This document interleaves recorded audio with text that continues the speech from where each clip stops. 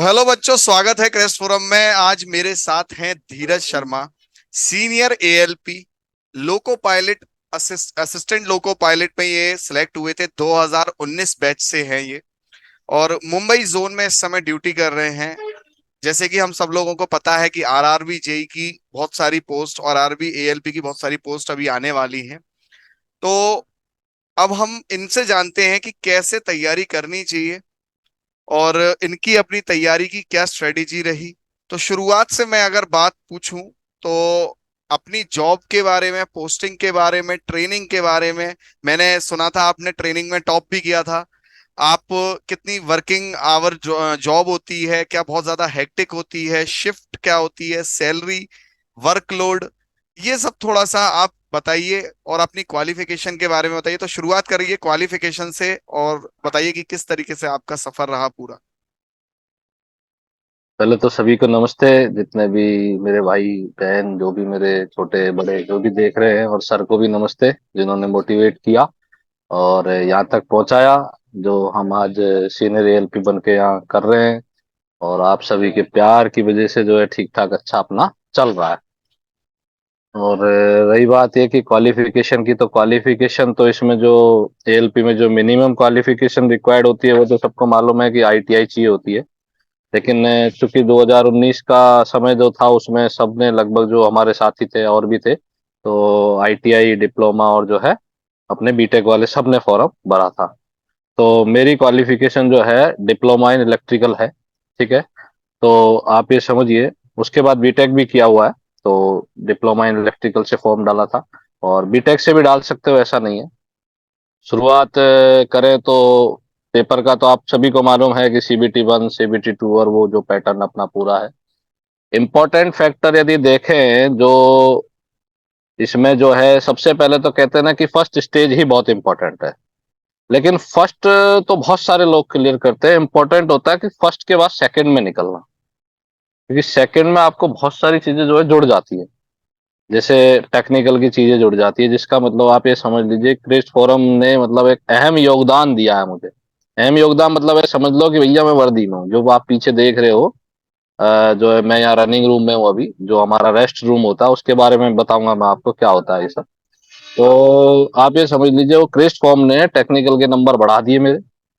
और यदि ये तो वो था जिसमें मैंने केवल इनके यूट्यूब वीडियो से ही, आप समझ लीजिए, पढ़ाई करी और यूट्यूब वीडियोज को ही देखा। यदि मैंने थोड़ा ज्यादा देखा होता, ज्यादा पढ़ा होता, मतलब इन द सेंस कि कोर्स परचेज कर लिया होता उस समय, सोच रहे थे छोड़ो क्या है, देख लेंगे पढ़ लेंगे, पर हम तो इनके यूट्यूब वीडियोज को ही देखते रहे। कोर्स परचेज कर लिया होता तो और भी मजा आ रहा होता। मजा मतलब बनते तो एएलपी, लेकिन ये था कि मतलब उधर भी अपने जो है, अपने जो जॉन है उसमें भी थोड़ा ऊपर आ जाता है। तो उस समय ये चीजें थी।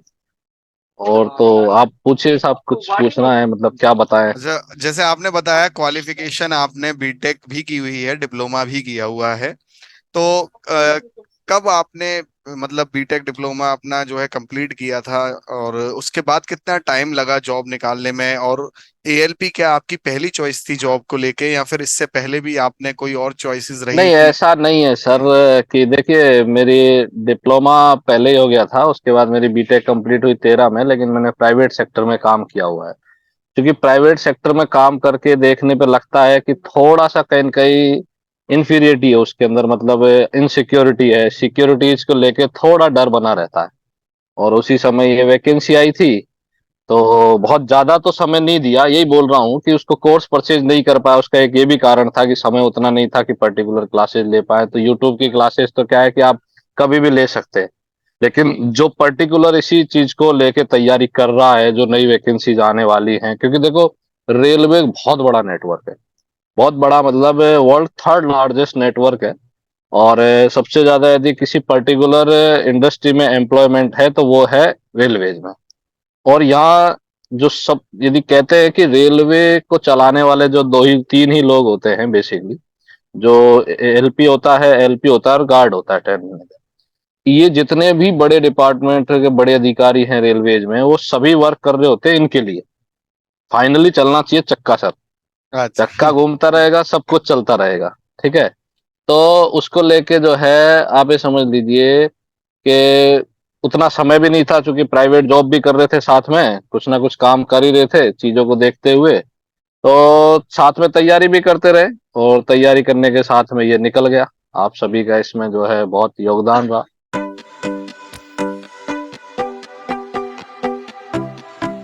तो जॉब में क्या करना पड़ता है, मतलब देखो, रेलवे पहली चीज तो असिस्टेंट आप ये लोको समझ पायलट लीजिए कि ट्रेनिंग से लेके थोड़ा आप, सा आप अपनी पूरी जॉब प्रोफाइल हाँ, जो भी आप मैं बताइए। आपको बिल्कुल पूरा बताता हूँ। थोड़ा सा आपको एक चीज समझनी होगी कि जैसे ही आप रेलवेज में घुसते हो और रनिंग जॉब में घुसते हो, इसको रनिंग स्टाफ कहा जाता है।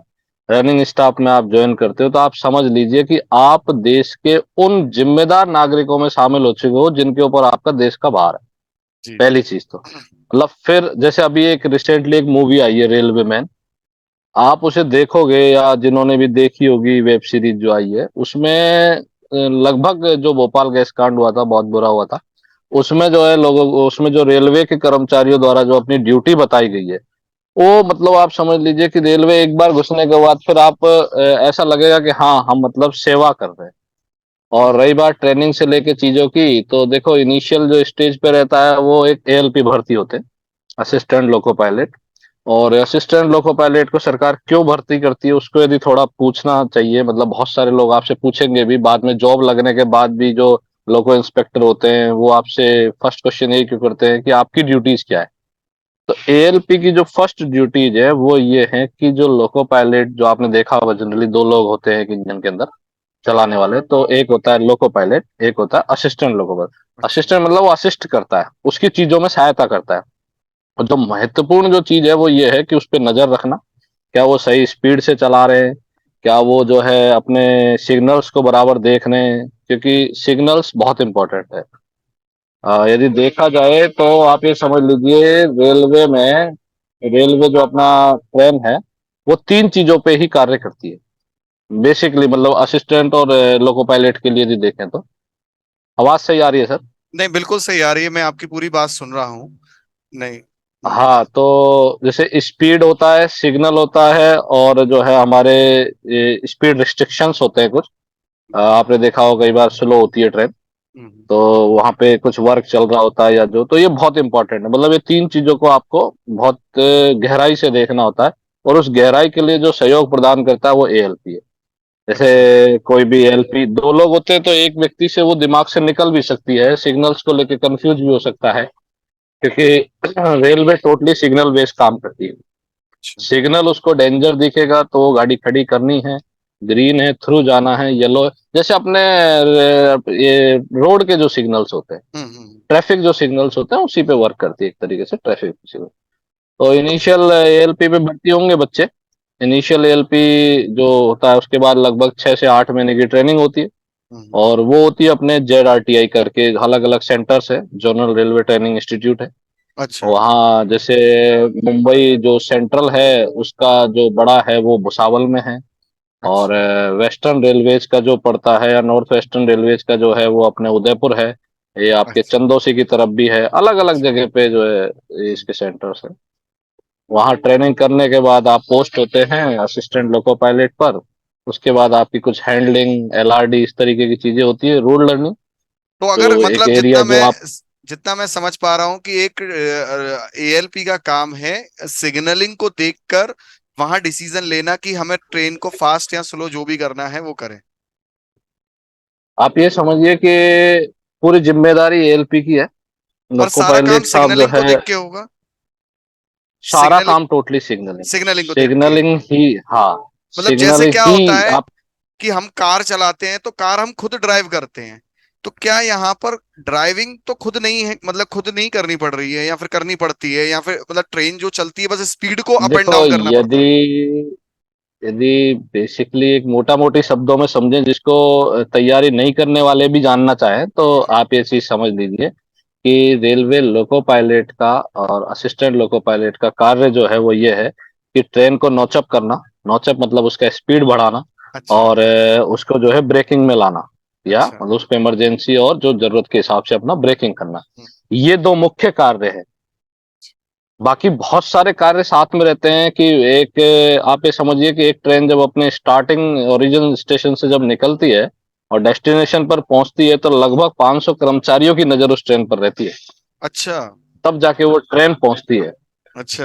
यानी हर उसमें हर डिपार्टमेंट का अपना अपना एक रोल होता है, चाहे वो स्टेशन मास्टर साहब हो, चाहे वो ग्रुप डी में हमारे भाई लगे हों, या हर व्यक्ति का एक रोल होता है। और गाड़ी जो ऑपरेट करते हैं वो बेसिकली डीआरएम ऑफिस में बैठे सेक्शन कंट्रोलर ऑपरेट करते हैं। अच्छा। सेक्शन कंट्रोलर डिसाइड करते हैं कि ये गाड़ी कब जाएगी, कितने बजे जाएगी, कहाँ जाएगी, कैसे जाएगी, कहाँ रुकना है, वो सब वो डिसाइड करते हैं। ये हम लोग डिसाइड नहीं करते, हमारा काम केवल सिग्नल्स देख के गाड़ी चलाना है, नॉचअप करना है और ब्रेकिंग।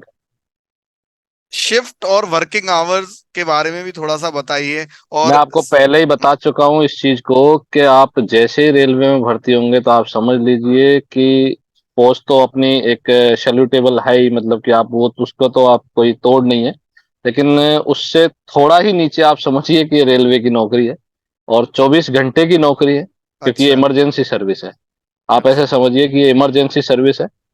हाँ, इमरजेंसी सर्विस में जब तक कोई इमरजेंसी नहीं है तब तक जो रेस्ट है वो प्रॉपर रहता है, सब कुछ रहता है, लेकिन आप स्थिति में आप किसी चीज के लिए मना नहीं कर सकते, ये एक मना ऐसी नहीं। ड्यूटी। बट एक मोटे मोटे तौर पे, आपात अगर इमरजेंसी नहीं है तो मोटे वर्किंग तौर आवर पे आप कितने ऐसे बन जाते समझिए, मोटे मोटे तौर पे आप ऐसे समझिए कि वर्किंग आवर जो रेलवे रूल है वो 9 घंटे का है, एक हैं? शिफ्ट का या एक ड्यूटी का, 9 घंटे का। हम्म। लेकिन कुछ स्थितियां ऐसी होती है जिनको रेलवे के जीएनडीएसआर जो जनरल एंड जो सर्विस रूल्स होते हैं उसमें जो दर्शा रखा है वो 9+2+1 भी है। मतलब आप ऐसे समझिए कि 9 घंटे तो है ही, और 2 घंटे किसी आपातकालीन स्थिति, बाढ़, भूकंप, ऐसी स्थितियों में 2 घंटे, और 1 घंटे आपको जो है रनिंग रूम या नजदीकी हेडक्वार्टर पहुंचाने की व्यवस्था की जाएगी, तो 12 घंटे तक अधिकतम जा सकती है।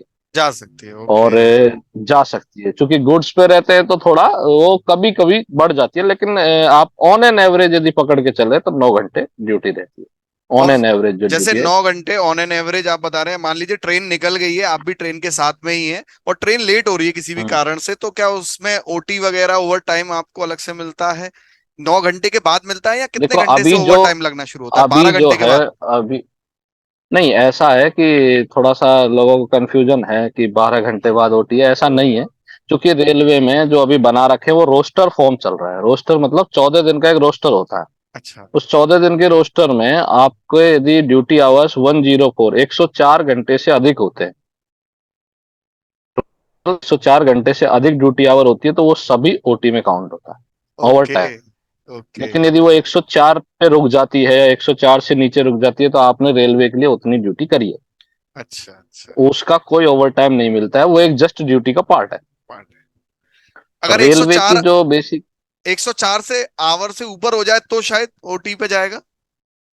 यदि 104 से ऊपर 1 घंटे भी होता है, 105 होता है, तो 1 घंटे आपको टाइम काउंट होता है, और उस 1 घंटे का जो भी उस समय की स्थितियों के हिसाब से जो पैसा बनता है वो आपको मिल जाएगा। अच्छा, वो क्लियर नहीं है कि इतना ही अमाउंट बनेगा कुछ? एक्चुअली वो डिपेंड करता है, उसमें दो चीजें चलती है, एक लो ओटी चलता है, एक हाई ओटी चलता है। कि अच्छा। इनिशियल 2-3 घंटे तक लो ओटी चलता है जिसका रेट्स कुछ अलग रहती है, मतलब अपने अपने स्तर पे, क्योंकि एलपीज की अलग रहती है, अच्छा। एएलपीज की अलग रहती है, सीनियर ओके। एएलपीज की अलग होती है, okay. Loco pilot mail express की अलग होती है, सबका एक अलग अलग रेट्स है, तो उस हिसाब से मिलता है। और नहीं, बहुत हाई अच्छे से ओटी जो आपने फिर एक, बहुत अच्छे से आपने क्लियर कर दिया है। अच्छा, आप हाँ सीनियर एएलपी हैं तो इससे पहले क्या जूनियर ऐसा कुछ रहता है क्या पोस्ट, या डायरेक्ट सीनियर एएलपी पे ही हाँ, रिक्रूट मैं होते हैं? नहीं नहीं नहीं, ऐसा नहीं है, नहीं नहीं, रेलवे में जो इनिशियल जो पोस्टिंग होती है वो होती है एएलपी पर, असिस्टेंट लोको पायलट पर, जिसकी 1900 ग्रेड पे है। ठीक है।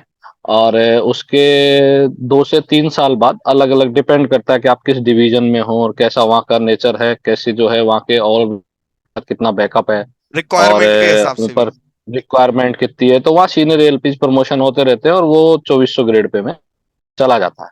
अच्छा। अच्छा। अच्छा। तो अच्छा। ऐसा रहता है वहाँ, और उसके बाद जो है अलग अलग प्रमोशन का भी मैं बता देता हूँ। एएलपी, सीनियर एएलपी जो होते हैं, सीनियर एएलपी से जो है फिर संटर जो है, मतलब जो स्टेशन पर संटिंग वगैरह जो रहता है, हम्म। हम्म। वो कार्य के लिए प्रमोट होते हैं। हम्म। उसके मतलब उसमें फिर आपको एक गाड़ी चलाने का मौका मिलता है, मतलब आप उस समय पे फिर एक तरीके से इंडिविजुअल वर्क करते हो। हम्म। फिर उसके बाद आपको पायलट गुड्स होते हैं, फिर जी। लोको पायलट एक्सप्रेस होते हैं, फिर हम्म। मेल एक्सप्रेस होते हैं। हम्म। आप बढ़ता जाता है। इसी बीच यदि अच्छा। आप चाहें कि लोको इंस्पेक्टर भी बनना चाहते हैं, जिसपे एलआई बोलते हैं, अच्छा। या चीफ लोको इंस्पेक्टर बनना चाहते हैं तो वो बीच में गुड्स लोको पायलट के बाद आप एग्जाम दे सकते हैं। रेलवे में डिपार्टमेंटली एग्जाम का भी बहुत अच्छा ऑप्शन, जो कि अच्छा। अभी 50% होने जा रहा है धीरे धीरे। अच्छा, तो नहीं, बहुत अच्छे से आपने ये समझा दिया। अच्छा, एक बार जैसे आप अभी एएलपी हैं और बहुत सारे लोग हमारे जैसे जेई के लिए भी पेपर देते हैं, क्योंकि आप बीटेक भी हैं, तो आप जेई के लिए भी हम्म। पेपर मतलब हाँ जो जी, बीटेक वाले स्टूडेंट है वो जेई बिल्कुल। के लिए भी दे सकते जीडीसी हैं। जीडीसी निकलता है, जीडीसी निकलता है, अच्छा, एलडीसी निकलता है, उसमें भर सकते हैं। तो मतलब वो क्या इंटरनल पेपर्स होते हैं या सब लोग भरते हैं उसको? इंटरनल एग्जाम नहीं, सब लोग आउटसाइडर्स अलाउ नहीं होते उसमें। अच्छा। उसमें पर्टिकुलर वैकेंसीज भी बहुत ज्यादा नहीं होती है।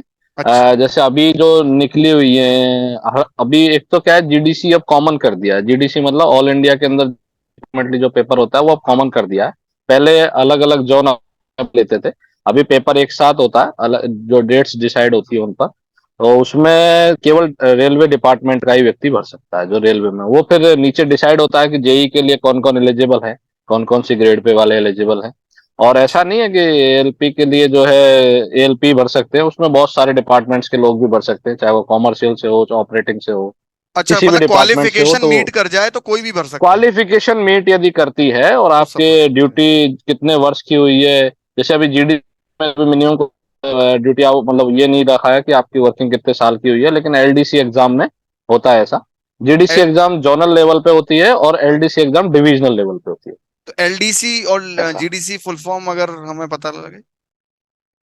ये तो थोड़ा सा देख के बताना पड़ेगा क्या है अच्छा, पर्टिकुलरली। अच्छा, अच्छा, चलिए कोई नहीं। हाँ। तो क्या कहते हाँ। हैं, मतलब एक अगर देखा जाए किसी बच्चे को जानना हो कि अगर उसकी एएलपी में जॉब लगी है और वो हायर अथॉरिटी पे जाने की सोच रखता हो, तो वो पहले एएलपी ऐसा ज्वाइन है कर कि मैं ले? आपको ये बता देता हूँ कि हमने ऐसे ऐसे हमारे यहाँ सीनियर्स हैं, अधिकारी हैं, ऑफिसर्स हैं, जो कभी एएलपी भर्ती हुए थे और आज सीनियर डीएमई हैं, यानी ओहो। डिविजनल मैकेनिकल इंजीनियर हैं, जो डायरेक्ट आईईएस से आते हैं।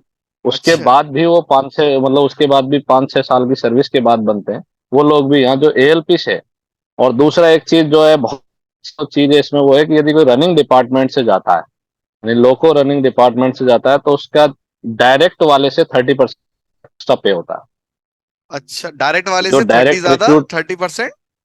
परसेंट एक्स्ट्रा होता है, मतलब आप ऐसे अच्छा। समझिए कि जो 4200 ग्रेड पेपर जो जूनियर इंजीनियर जो लगेगा, हाँ, और हाँ, जो डिपार्टमेंट में जो लोको पायलट डिपार्टमेंट से यदि कोई जूनियर इंजीनियर बनता है, तो हाँ। उसकी बेसिक में 30% का अंतर है, 30%। सही बात है, सही। नहीं, ये मतलब इसका मतलब जो आपने काम किया है, कहीं ना कहीं आपकी मेहनत वहां पर रंग लाएगी। मतलब वो जो आपने साल यहाँ पे गुजारे हैं, वो 30% हाइक के साथ में आप वहां पे ज्वाइन कर लेंगे। आप मिलेगा। आपने अपने भुसावल ट्रेनिंग सेंटर पे टॉप मारा था। क्या था वो, मतलब आप आपको लगा कभी कि आप ऐसे सेंटर में टॉप मार देंगे इस तरीके से? नहीं, ऐसा नहीं है। वो देखो, जेटीएस में सीखना तो होता ही है, ये तो क्योंकि अपना जो है, ये एक समझ लीजिए कि एक काम है, और ट्रेनिंग को यदि हल्के में लेंगे तो वही काम आपको फील्ड में दिखाई देगा, और फील्ड में जितने कमजोर होंगे उतना आपको दिक्कत वाला काम। हाँ। दिक्कत मतलब आपको यदि कोई नॉलेज ही नहीं है, हम्म। रेलवे के सिग्नल्स के प्रति नॉलेज नहीं है, लोकोज के प्रति जो लोकोमोटिव है उनके प्रति नॉलेज नहीं है, आपको उनकी जानकारी नहीं है, तो कहीं न कहीं सेक्शन में आप समझ लीजिए, एक तरीके से देखो, बहुत आसान भाषा में समझे तो जिस कार को आप चला रहे हो उस कार की जानकारी है, तो हम्म। यदि कहीं रास्ते में बंद भी हुई तो आप फटाफट से स्टार्ट करके उसे लेके चले जाएंगे। और यदि जानकारी नहीं है तो पीछे का ट्रैफिक भी बंद होगा आपके कारण।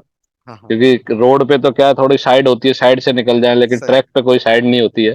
ट्रैक पे दो ही लाइन है इंडिया के अंदर बेसिकली, अभी अप एंड डाउन। तो हाँ, सही। सीधा भाषा में लिखा गया है, तो आप किसी भी परिस्थिति में सेक्शन अवरोध नहीं होना चाहिए, सेक्शन बाधित नहीं होना चाहिए। ओके। आप अगले स्टेशन पे भले ले जाके खड़ी कर दें, तो कम से हाँ। कम सेक्शन क्लियर करने तक आपको इतनी नॉलेज होनी चाहिए।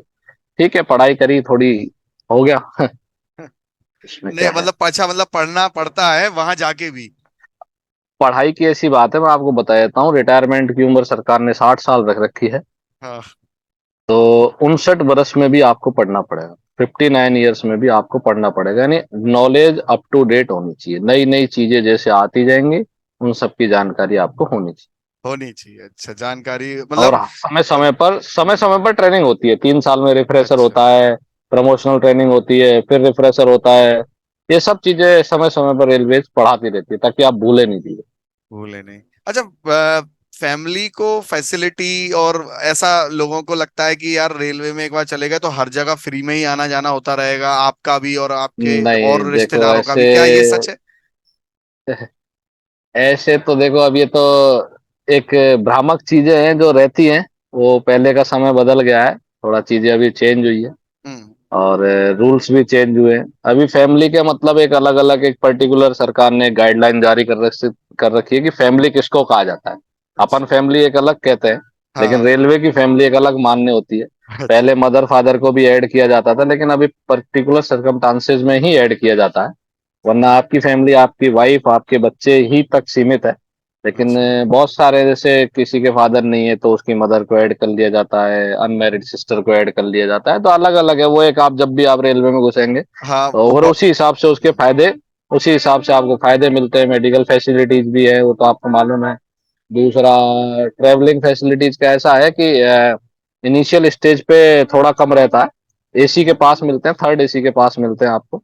अच्छा, और थर्ड एडीसी के पास है जो।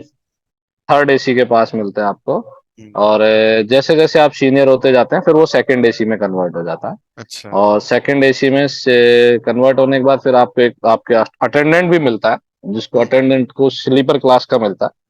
आपका अटेंडेंट भी रहेगा आपके साथ में, आप उसका अच्छा। भी एक टिकट निकाल सकते हैं, फैमिली के अलावा एक अटेंडेंट जो अच्छा। आपको मतलब आपको सहायता करने के लिए आप किसी भी स्थिति में, तो वो उसको भी एक स्लीपर का मिलता है। वो धीरे धीरे बढ़ता जाता है। धीरे धीरे नहीं, इसमें और फैमिली जितना मतलब कहीं पर आना जाना है तो फैमिली हमेशा फ्री में आना जाना हो जाएगा? हमेशा का मतलब तो ऐसे समझ लीजिए, जब तक आपके पास है तब तक आप फ्री टोटली। उसके बाद पास के अलावा एक प्रिविलेज टिकट ऑर्डर भी होता है, पीटीओ बोलते हैं उसको। उसमें आपको बेस फेयर का वन थर्ड फेयर लगता है। मतलब आपको बेस फेयर आपका मान लीजिए पकड़ के चलिए कहीं का 600 रुपये है, तो आपको 200 ही रुपये उसका पे करना पड़ेगा। उसमें आपके चार्जेस नहीं लगते किसी प्रकार। ये रहता अच्छा, है, एक पास एक होता है, एक थोड़ा सा पीटीओ इसके होता बारे में बताइए, कि जो केबिन आप लोगों का रहता है वो उसमें है। जो वॉशरूम वगैरह की फैसिलिटी है, क्या वो होती है या नहीं? ये थोड़ा कंट्रोवर्शियल भी रहा था अभी बीच में। कंट्रोवर्शियल तो रहेगा ही सर, चीजें ऐसी है देखो। ये थोड़ा क्या है कि मतलब लोको पायलट को सुविधाएं हैं, लेकिन एक ह्यूमन जो नेचर है या मतलब मानवीय चीजों के लिए भी तो आवश्यक होना चाहिए, लेकिन वो अभी तक नहीं लग पाया। देखो सही से यदि मायने में कहा जाए तो अभी तक ऐसे कोई लोकोमोटिव नहीं है कि जिनमें है। और यदि किसी में लगा भी है, जैसे 49 सीरीज के डीजल पावर में मिलेगा या कुछ WAP7 वगैरह में भी मिलेगा, ठीक है, उनमें यदि मिलता भी है तो उसकी कुछ टर्म्स एंड कंडीशन है। वो वर्क तभी करेगा जब गाड़ी जीरो पर रहेगी, मतलब गाड़ी की एकदम रुकी रहेगी, वो तभी उसके गेट ओपन होंगे। सेंसर बेस्ड है वो। अच्छा। जब वो ओपन ही नहीं होगा, फिर यदि गाड़ी खड़ी होती है तो फिर तो आदमी वॉशरूम बाहर ही कर सकता है। मतलब आप मोटा मोटी समझिए अभी ये, मतलब ये परेशानी बनी हुई है और इसके कारण बहुत सारी बीमारियां भी हैं थोड़ा सा। लेकिन ठीक है, उतना मतलब है, प्रॉब्लम है, लेकिन देखा जाए तो हो जाता है मैनेज। हो थोड़ा जाता है चीजें मैनेज। हैं, अपने आप को हेल्दी रखोगे तो हो जाता है। अब यदि उस चीज को बर्डन में लेके चलोगे तो ऐसे तो बहुत सारी चीजें हैं। सही। वो तो सभी जॉब्स पे रहती है, सभी थोड़ा जॉब्स में हार्ड तो रहती है। सभी। मैं आपको पहले कह चुका हूं ना कि ये देश के लिए समर्पित जॉब है। आप ये मत हाँ। समझिए कि 9 to 5 वाला हिसाब है, नहीं कि आप सुबह गए शाम को घर आ गए थैला उठा के और फिर सुबह गए, वो वाला नहीं है। आपको रात को ड्यूटी कॉल भी आएगा 2 बजे, तो अच्छा, आपको तुरंत जाना पड़ेगा। तुरंत आ जाता है? ऐसा नहीं है, आपको 2 घंटे पहले इंटीमेशन कॉल आता है। आपको गाड़ी नंबर बताया जाता है, आपको लोको नंबर बताया जाता है, आपको किस ओके। रूट पे जाना है वो बताया जाता है, और आपके साथ में कौन लोको पायलट रहेंगे बाकी वो जब आप बताया जाता है। जाते हैं तो खाना पीना सब रेलवे की तरफ से रहता है? देखिए आप देखिए आप ऐसे समझ लीजिए कि मैं आपको एक थोड़ा सा वर्किंग बता देता हूँ। मान लीजिए मेरे को कोई ड्यूटी कॉल आता है, सुबह 7 बजे मेरे को ड्यूटी कॉल आया, तो मोटा मोटी मेरे को 9 बजे मेरी गाड़ी रहेगी। हम्म। और मुझे जहाँ भी जाना है, वो गाड़ी उस सेक्शन के ऊपर डिपेंड करती है कि वो सेक्शन में कितनी देर में पहुंचती है। हम्म। उसको सेक्शन कंट्रोलर कितनी देर में पहुंचाता है। वो गाड़ी अच्छा। 2 घंटे में भी पहुंच सकती है यदि सेक्शन छोटा है तो, ओके। या जैसे भी मतलब। और जितना उसका मिनिमम टाइम भी लग सकता है, और मैक्सिमम मतलब आपके 10 घंटे 11 घंटे तक भी ड्यूटी जा सकती है। और हो सकता है कि वो गाड़ी ना भी पहुंचे, उसे रास्ते में बंद भी करना पड़े किसी स्टेशन पे, शट डाउन सिक्योर भी करना पड़े।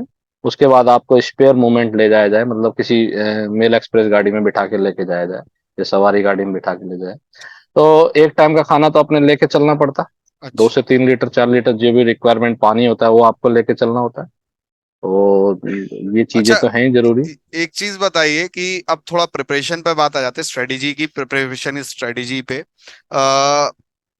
एक तो सबसे पहले मैथ, रीजनिंग, जीएस, जीए, ये बहुत वास्ट सिलेबस है, ये आपका आता है। और फिर 75 क्वेश्चन टेक्निकल के आते हैं जो कि सीबीटी 2 में आते हैं, सीबीटी 1 में वो हाँ। भी नहीं आते हैं। ठीक है। हम्म। तो मतलब अभी मैं मोटे मोटे तौर पे कहूँ तो नॉन टेक और टेक दोनों आता है। वैसे जो बच्चे इसे देख रहे हैं वो ये जान लें कि सर रीजनिंग के बहुत धाकड़ फैकल्टी रहे हैं जयपुर में सर ने। ये अब मैंने सर इसलिए भी क्योंकि कहूंगा क्योंकि ये बच्चों को पढ़ाते हैं, टीचिंग लाइन में भी अब ये आ चुके हैं। इन्होंने 400 400 500 500 लाइव, मैं शायद कम बता रहा हूँ या फिर ठीक बता रहा हूँ लाइव बच्चे नहीं पढ़ाए नहीं, हैं, ठीक है सर। है ना। तो ऐसा आप नहीं है। धीरज शर्मा अगर देखेंगे तो ये बहुत धाकड़ फैकल्टी भी रहे हैं। तो नॉन टेक में रीजनिंग अच्छा होगा तो क्या सारी नॉन टेक अच्छी थी, और कैसे बच्चों को प्रिपरेशन करना है इन सारे सब्जेक्ट्सों को डील करते हुए एज अ टेक्निकल अच्छा नहीं होता नॉन टेक, आप भी जानते हो टेक्निकल वाले लोगों का अच्छा नहीं होता। वो थोड़ा सा बताइए कि इन सारे सब्जेक्ट्स को कैसे देखो, डील करना है। मोटा मोटी एक ही पकड़ समझिए, नौकरी लगनी है चाहे वो टेक्निकल से लगो चाहे वो नॉन टेक से लगो। लेकिन टेक्निकल इसलिए इम्पोर्टेंट हो जाता है वहां पे कि एक तो आपको क्वालिफाइंग इन नेचर है, वो तो आपको जितना उसके रहेंगे वो क्वालिफाई करना ही पड़ेगा। और दूसरा क्या है कि जितना आपका टेक्निकल मजबूत होगा वो उतना ट्रेनिंग में बेनिफिट रहेगा, अच्छा। उतना आपको ट्रेनिंग में फायदा रहेगा, क्योंकि जनरली सभी टेक्निकल चीजें। और रही बात ये कि अभी डीजल लोकोमोटिव हो गए कम, हम्म। डीजल लोकोमोटिव्स को अब धीरे धीरे कम किया जा रहा है, अब एसी लोकोमोटिव चलते हैं। और एसी लोकोमोटिव पूरा एसी वर्क करता है, इलेक्ट्रिकल बेस्ड है पूरा। मैकेनिकल का तो थोड़ी मोटी चीजें हैं, लेकिन इलेक्ट्रिकल बेस्ड है वो पूरा। तो लगभग सब चीजें आपको इलेक्ट्रिकल की उसमें पढ़नी भी पड़ेंगी हम्म। और उन्हें समझना भी पड़ेगा, हम्म। बेसिक इलेक्ट्रिकल से लेके। तो अब अच्छा। आप ये समझ लीजिए, जो आप बेसिक इलेक्ट्रिकल जो पढ़ाते थे वो पूरा एकदम एज इट इज आपको ट्रेनिंग में भी देखने को मिलेगा। तो ये ऐसा नहीं है कि रियल लाइफ आपने में भी जो काम आता है, वहां पे रियल लाइफ में भी काम आता है। रियल लाइफ में भी काम में आता है, ये सभी चीजें देखने को मिलती है। वहाँ की सर्किट ब्रेकर क्या है, अच्छा। ये सभी चीजें हम वहाँ यूज करते हैं। यूज हमें करते हैं। चालू भी करने हैं, बंद भी करने हैं, सब चीजें हमें देखनी पड़ती है। तो इसके लिए और स्पीड टेस्ट वगैरह क्या देते रहना चाहिए, या कैसे इसको मैनेज करें इतने सारे सब्जेक्ट्स को। देखो, मैं तो ये मानता हूँ कि टेस्ट एक बहुत सबसे बड़ी चीज ही टेस्ट है। ओके। टेस्ट आपको पता करता है कि आप कितने पानी में, आपने यदि टेस्ट में क्या स्कोर लेके आए हैं वो आपका डिसाइड करता है, और उसी हिसाब से आपकी तैयारी डिसाइड करती है। क्योंकि आपको पहले बेसिक मोटा मोटी जितनी भी आपकी तैयारी वो हो जानी चाहिए, बट टेस्ट यदि लगाओगे तो आपकी गहराई मालूम पड़ जाती है।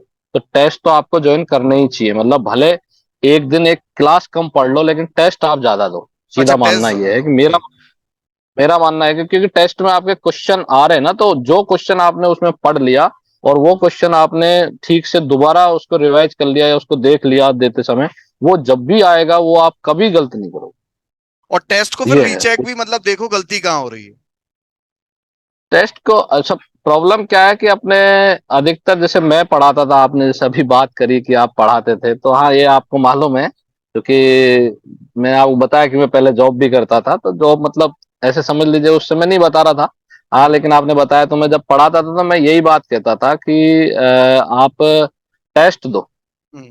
और टेस्ट में ये देखो कि मैंने क्या किया। मेन चीज टेस्ट देना नहीं है, अच्छा। हाँ। इंपॉर्टेंट फैक्टर इज दैट कि टेस्ट को एनालिसिस करना है। एनालिसिस, हाँ टेस्ट में भले आपके 0 नंबर आवे, कोई फर्क नहीं पड़ता, लेकिन सही। टेस्ट देने के बाद जब उसे वापस आप देखोगे और ये देखोगे कि यार मैंने गलती कहाँ की है, मैं गारंटी देता हूँ आपको इस चीज को, जिस क्वेश्चन को आपने दोबारा देख लिया वो क्वेश्चन आपसे दोबारा गलत नहीं होगा। गलती होगी।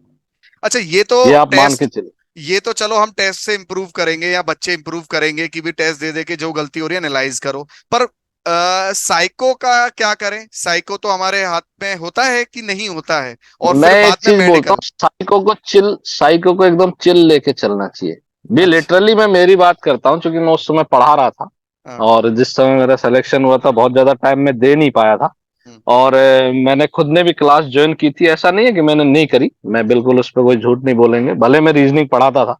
हम्म। और लेकिन चूंकि मेरे को ये आइडिया नहीं था कि रेलवे किस तरीके का पूछता है, बस मुझे वो चीज जानना था। जी। जो चीज तो मैंने वो 3 दिन में जान लिया। टोटल 7 क्लास में से मैंने 3 क्लास अटेंड करी। हम्म। और मेरे को जहां तक याद है कि मैं 8वां टेस्ट भी पूरा नहीं दे पाया था, क्योंकि उतना ही समय मिल पाता मुझे रात को। हम्म। और मैं जब साई को देने गया था तो 8वां टेस्ट आधा छोड़ के चला गया था, और जाके वहां दिया, वो अपने हो गया। तो मतलब ऐसा नहीं समझो कि मेरे को रीजनिंग में पढ़ा था तो सिचुएशन नहीं। साइको दरअसल चीज जो है वो आपकी ये एक दिशा का है कि मतलब आप उसको देख किस तरीके से रहे हो, आपको आपकी पकड़ कितनी है वहां। और साइको इसलिए लिया जाता है क्योंकि सारा खेल ही साइको का है। जी। रेलवे में सारा खेल ही साइको का है। आपकी और एंट्री भले ही करा सकते हैं लेकिन हम्म, सारा खेल साइको का आप इसको।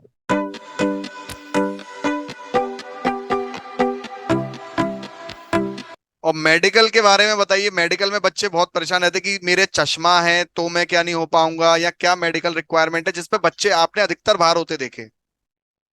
देखो भैया, सही बात यह है कि चश्मा जिस बाइक है वो एएलपी के लिए तो अलाउ है नहीं। देखो भले ही कईयों को हो सकता है अजीब लगे और थोड़ा ये भी लगे कि सर हम मतलब, लेकिन एक बहुत अच्छी चीज ये है कि एएलपी अकेली वैकेंसी नहीं आती है, एएलपी प्लस टेक्नीशियन आती ओके। है। तो टेक्नीशियन की जो भर्ती है उसमें आपके ये अलाउ होते हैं, क्योंकि रेलवे एक जिम्मेदारी का काम है और लोको पायलट फ्रंट मैन होते हैं।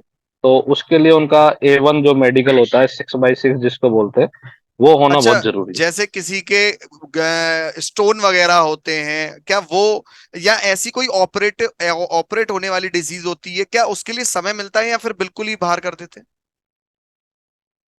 देखो, मोटा मोटी एक चीज पकड़ के चलिए कि जो रेलवे के एएलपी के लिए जो जरूरत की जो चीज है वो है अपनी आंखें। ओके। बाकी सभी चीजें भी देखी जाती हैं, हम्म। लेकिन वो है सेकेंडरी। हम्म। उनके लिए आपको समय भी दिया जाता है कि आप ऑपरेट करवा के आ जाओ, उनको आपको जो है बाद में भी ऑपरेट करवा लेना, वो सब सेकेंडरी है। तो प्राइमरी इज द थिंग कि वो है आपकी आंखें कितनी हैं, आंखें से A1 होनी चाहिए, मत, 6x6 होनी मतलब चाहिए बस। ऑपरेट का समय मिलता है? वो बाकी सेकेंडरी चीजों के लिए मैंने बताया ना कि आपके हाँ, पैर में कोई तकलीफ है तो उसको आप देख सकते हैं, उसके लिए समय देती है। देती है। आप उसके लिए कह भी सकते हो कि हाँ मैं उसको ठीक करवा चुका हूँ बाद में। उसके लिए बहुत ज्यादा नहीं है। आंखों में आपने कोई भी किसी प्रकार का ऑपरेशन यदि करवाया हुआ रहेगा तो उसको वो थोड़ा सा गहराई से चेक करते हैं, आंखों और का बेसिकली आंखों बहुत का बड़ा रोल। ऑपरेशन करवा के जा सकते हैं अगर आंख वीक है तो? नहीं, वीक है तो ऑपरेशन करा के या लेजर करा के जाओगे तो वहां पकड़ में आ जाते हैं पकड़ में आ जाते सब। हैं? मेडिकल रेलवे हॉस्पिटल्स बहुत गहराई से, अच्छा। क्योंकि देखो जिम्मेदारी भरा काम है, आप एक ओके, हाँ, जिम्मेदारी इस है। चीज को मानना पड़ेगा। आप हाँ। यदि एएलपी में आ रहे हैं तो इस चीज को ये समझ लेना, जी जी। के ऊपर उन लोगों की और उस वहां माल की जिम्मेदारी है आपकी। जो जो मतलब कहीं दूसरी तरफ जा रहे हैं, मतलब आपके पास 2-3 हजार लोग आपकी गाड़ी में बैठे होंगे तो वो सब आपकी सही बात, जिम्मेदारी। नहीं जिम्मेदारी का काम तो है। अब हमारे पास थोड़ा सा समय जरूर कम है, तो मैं लास्ट में बस ये कहना चाहूंगा, जो बच्चे डिमोटिवेट होते हैं तैयारी के दौरान, आपने भी असफलताएं झेली होंगी, किस तरीके से खुद को मैनेज करना रहता है, आप अपने तरीके से बताइए बच्चों को। देखो, डिमोटिवेट तो होना नहीं है कभी, पहली चीज तो। सफलता और असफलता तो अपने आप में मतलब एक जिंदगी का हिस्सा है। और मैं ये भी कहूंगा कि आप सफल तब तक नहीं है जब तक सेल्फ सेटिस्फिकेशन नहीं है। जब तक आप हम्म। सेल्फ सेटिस्फाइड नहीं होगे तब तक आप सफल नहीं हो, तब तक आपको लगेगा कि नहीं कि मैं अभी भी मतलब असफल हूँ। लेकिन ऐसा है कि यदि देखा जाए कि अन्य मुकाबले, थोड़ा जैसे आपको एक आइडिया दे देता हूँ मोटा मोटा, कि मान लो आप सेकंड ग्रेड पे किसी स्टेट के अंदर जेई भी लगते हैं तो उस जेई से 10 से 12 हजार रुपए ज्यादा मिलते हैं एएलपी के इनिशियल में। अच्छा। ठीक है।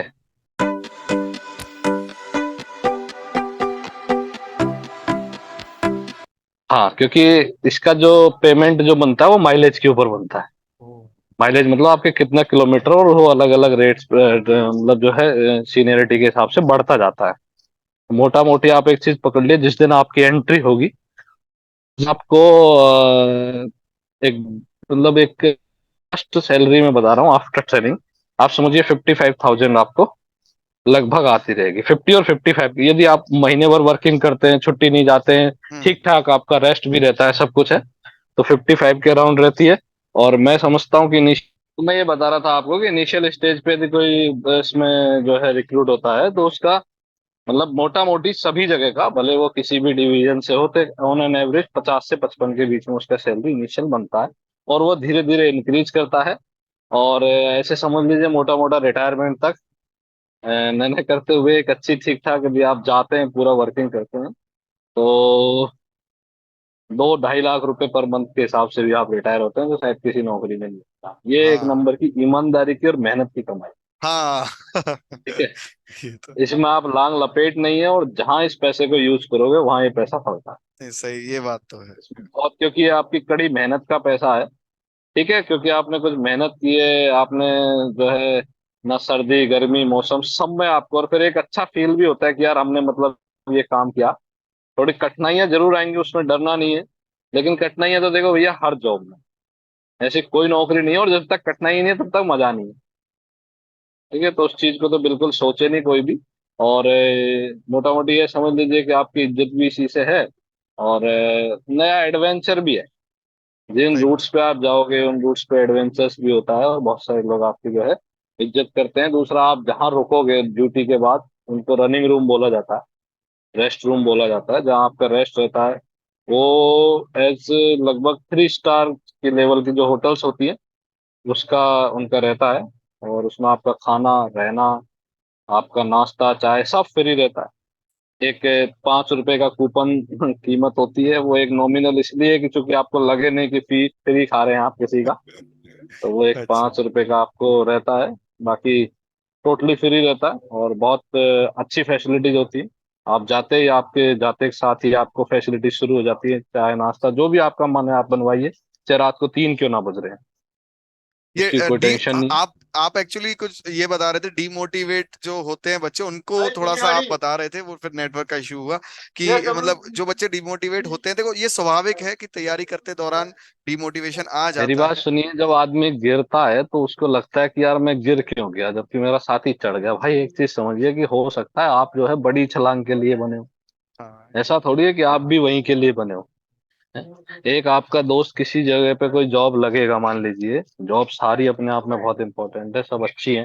ठीक है, लेकिन मान लो उसका पेमेंट 20-22 हजार मिल रहा है, और आप इनिशियली भर्ती होते हैं आपको 50-55 हजार 60 हजार मिल रहा है, हम्म। और अच्छा काम कर रहे हैं आप, 65-65 हजार तक भी कमा रहे हैं, 70 भी कमा रहे हैं लोग।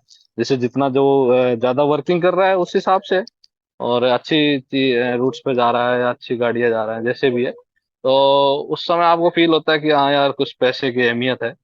और ये मानिए कि आप इसके अंदर वो सब चीजें आप पूरी कर सकते हो जो आप पैसों की वजह से जरूर रहा है।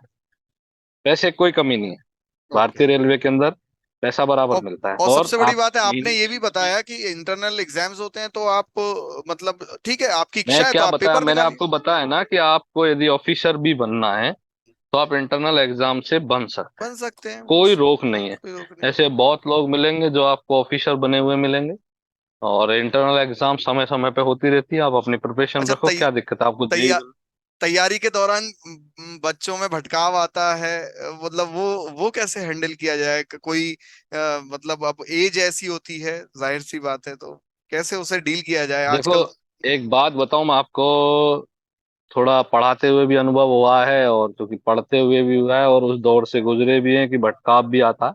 सब चीजें होती है, भटकाव आना एक समय का फेर है, आपकी उम्र का खेल है, और वो आएगा ही। उसको ना आप रोक सकते हैं ना कोई और रोक सकता है। क्योंकि भटकाव को कैसे सही दिशा में ले जाना है वो आपके ऊपर है।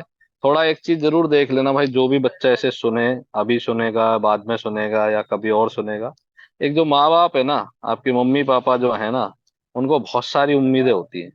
और उनको बिल्कुल ये नहीं चाहिए कि आप आईएएस बन रहे हो या मतलब इनिशियल स्टेज पे। भाई वो उनको उनको जो एक लोअर मिडिल क्लास फैमिली जो होती है, या जो भी हायर मिडिल क्लास फैमिली होती है, उसकी बस एक इतनी सी ख्वाहिश होती है कि एक बार बच्चा सेट हो जाए, फिर भले तुम अधिकारी बनो, वो आपके ऊपर है। एक बार आप अच्छी जगह सेट हो जाओ, तो मैं कहता हूँ जब भी ये भर्ती आएगी या कोई और भी भर्ती जिसकी आप तैयारी कर रहे हैं भाई, उसको थोड़ा सा ना मोटिवेट होके बस यही करना कि यार एक बार लग जाते, फिर क्या करना क्या नहीं करना वो तुम डिसाइड कर लेना, और फिर देखना आप उनको ना, एक बार मम्मी पापा को एक बार देखना, उस समय देखना और अभी देखना। मैं गारंटी देता हूँ उनको, बस एक ही चीज कहते हैं, जैसे हमारी मम्मी हमको कहती है कि पोस्ट पे बैठा हुआ व्यक्ति लाख रुपए का है, बाकी सब ऐसे ही। वो चाहे कहीं भी बैठा हुआ, कुर्सी पे बैठा हुआ आदमी लाख रुपए का है। नहीं, तो बिल्कुल उस चीज बेहतरीन को बात थोड़ा आपने ध्यान कही रखना। है। क्या कहते हैं, एक लास्ट बस सवाल, फिर मैं आपको भी जाना है, मुझे पता है। मैं बस ये कहूंगा कि मैं आखिरी में बस यही